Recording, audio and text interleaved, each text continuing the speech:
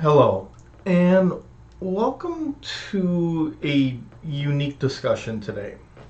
So, as you go through the material and you learn about technology, you learn about, things like Windows Server, cloud computing, virtualization, all the subjects we teach at MATC, we focus on the technical aspect.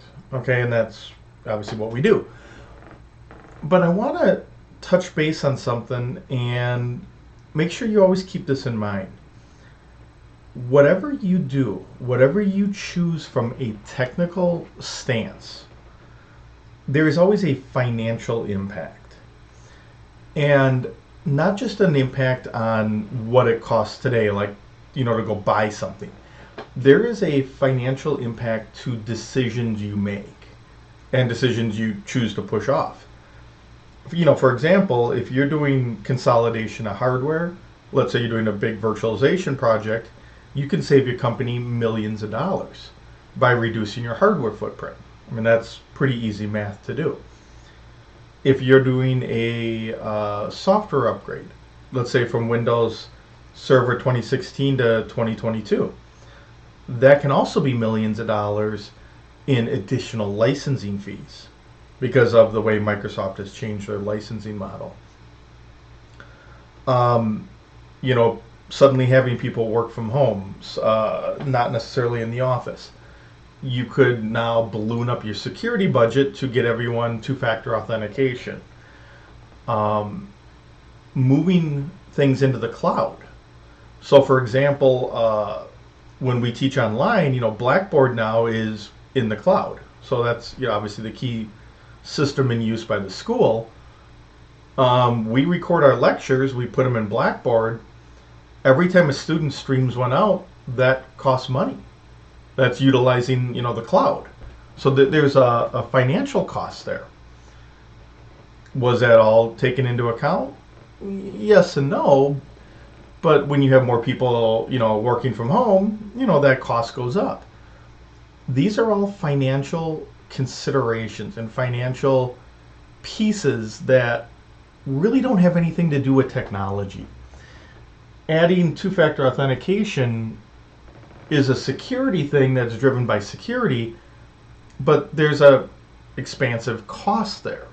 There's also a cost of administration, any hardware, and the software licensing, the annual maintenance. The same thing goes with Windows Server, Windows Desktop, and pretty much anything you do. It always used to be technology would drive XYZ. Technology would take you to the next level, or you had to do it. But cost has come into play a lot more. And there's really a big deal with this because sometimes decisions are made purely on cost. Now, when it comes to security, usually those are greenlit to a degree. Um, there can be such an expensive cost that people don't do a certain update, they don't do a security fix, what have you. That can occur. Upgrades can be pushed off a year. Maybe you don't roll out new desktops, a new server OS, or whatever because of the cost. And what happens is, it used to be accounting people would drive that more or less, and executives.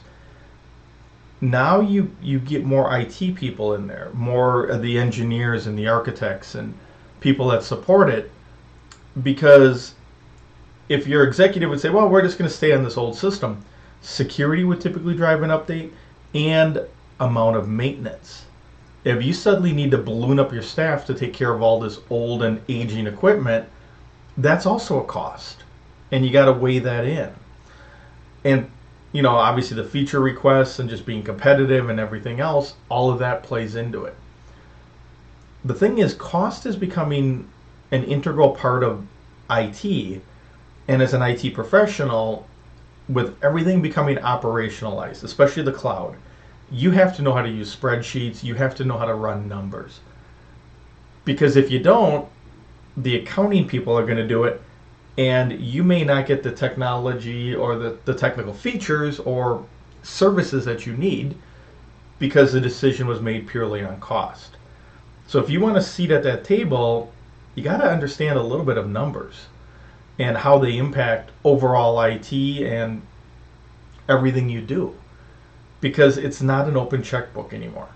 It used to be years ago. Nowadays, people want to know what they're getting for their dollar, and for good reason.